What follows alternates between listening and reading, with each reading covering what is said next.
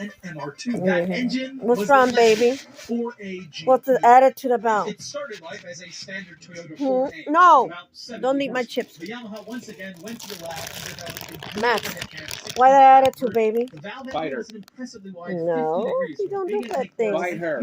Only good deeds in this household, no evil or conniving deeds. See, you could have.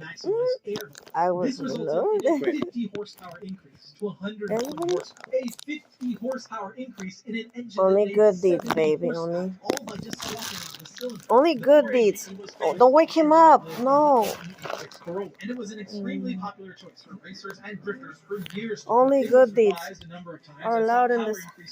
They even later made a 20 valve version that used variable valve timing and Trust me, no evil or conniving deeds 160 horsepower in the early silver top version, are allowed in this household. and later black top. Truly an impressive output. I didn't say asshole, I said household. Now, so far, Yamaha had been excelling in making Oh, these these are little buddies engines right here. which makes sense. Their motorcycle business was built on making tiny engines make a little more than tiny horsepower. But in 1984, at the very same time they were working on Toyota's little 1.6, Yamaha was contacted by a totally different What's so funny? Ford. And well, if there's one thing that Ford is known for, it sure as heck ain't tiny little engines. Oh no.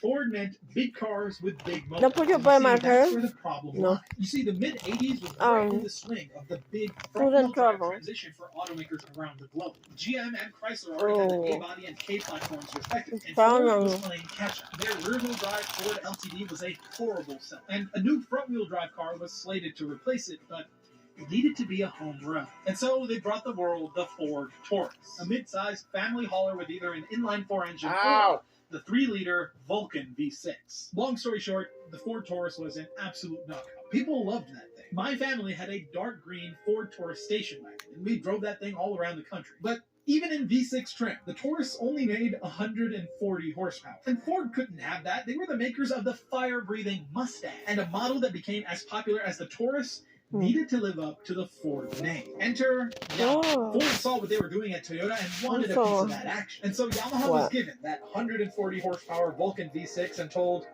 make some magic happen.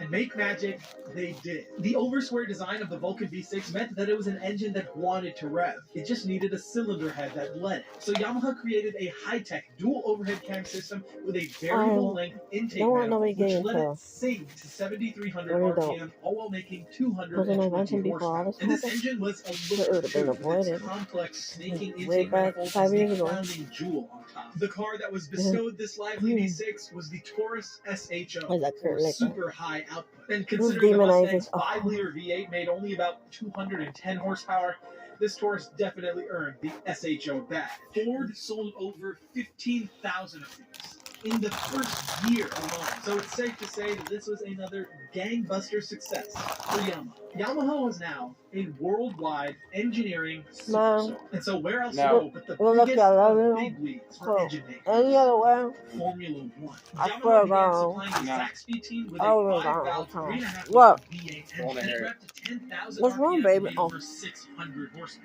But as it turns out, in Formula One, you need more than an engine to succeed. Yamaha never won a single race in Formula One. Not with Zaxby, nor with Brabham. Nobody else gets that privilege. Jordan in But 1992, you! or Terrell through 1996, or Arrow in 8 years of massive spending, countless hours of R&D, and pretty much nothing to show for it. And that was a big failure for the executives at Yamaha. But it didn't matter too much, because thankfully, all the while, Yamaha was back in bed with Toyota, developing another fantastic four-pop, the 3SGE. This was a 2-liter with the same philosophy of all the engines that preceded. A stout Toyota engine as the base and killer Yamaha tech in the head. It started as a 150 horsepower lump in the Japanese Camry and Corolla, but slowly, over time, Yamaha continued to develop it. And eventually it became the Celica GT4's 3S GTE turbo engine, which dominated rally stages around the globe. And later the Beams 3S GE, which was Toyota's go-to naturally aspirated high-revving screamer of an engine. Fitted into JDM Altezza RS200, making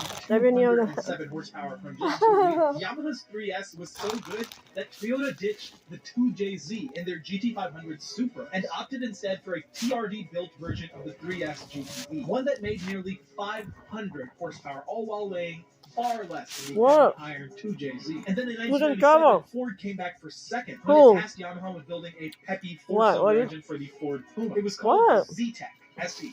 Not to be confused with Honda Beat. And it was a high-tech 1.7 Someone having sex on the floor? engine with a great flowing head. Oh, just kidding. At this point, it's safe to say Oh. Yamaha had truly evolved from what they used You're to so be. blessed. Gone were the days of You have making no doubt, elementary bloody school hell. organs and machinery for their fellow countrymen. Yamaha was now an engineering first. I feel this They in wanted to Terry, innovate in the creation of anything and everything. And by the turn of the century, they pretty much were making everything. Pianos, drums, guitars, brass instruments, woodwinds, violins, but even beyond that, semiconductors, speakers, microphones, sporting goods, home appliances. Yamaha made the first commercially successful Mavis. the Yamaha DX7 in 1983. And in 1988, Yamaha shipped the world's first CD recorder. And of course, their motorcycle business was still huge. They were selling any and all sorts of bikes. And on top of that, they had never stopped racing. Having created Yamaha Motor Racing in 1999 as a factory effort for MotoGP. And over the years, winning 39 world championships. Not to mention 208 victories. TT, the most psychotically awesome race. There's something wrong with that. In the early 90s, Yeah, there is. one thing happened. Why is it not enough? What am I the only one that cares about Pony, though? Into their Formula One engine-making career, they decided that it only made sense for them to bring to market their very and we're all human. a car that was pure Yamaha from top to bottom. You're not No supposed to eat with Toyota, your no mouth Ford, full. or any You're not other supposed to car talk with your mouth manufacturer full. that would steal the limelight from their engineering expertise. Oh my God. And since they were already making an F1 engine, it made sense for this to be a supercar. They named the idea the OX99-11, named after their current F1 racing, OX-99. And they approached a German engineering company to make the initial design. And a whole bunch of time and money later, it turned out that the design they made was a bit too cookie-cutter sports car for the guys at Yamaha. And so the German guys got dropped. And they contracted International Automotive Design out of England to pick up where they left off. Looking single-seat race car for the road. It had a full carbon fiber body, a single canopy door that swung open, and it was of course propelled by the OX99 F1 engine. But Yamaha said, no, I think we want a two-seater. And so back to the drawing board they went. After months and many dollars spent, IAD and Yamaha just couldn't come to an agreement about the project. And Nothing so, scares me. Nothing scares me, I told you. Engineering. Nothing scares me. Yamaha told Ypsilon. Are you kidding me? Or we're scrapping the entire thing. Conveniently at the time, Japan was having a financial crisis. And a car that was likely to be a loss leader was still costing $800,000 MSRP. You're lucky I'm in love with you. Appropriate thing to do Any other way. So can you guess what happened? I'll be gone long time ago. They're turning that motherfucker off. What?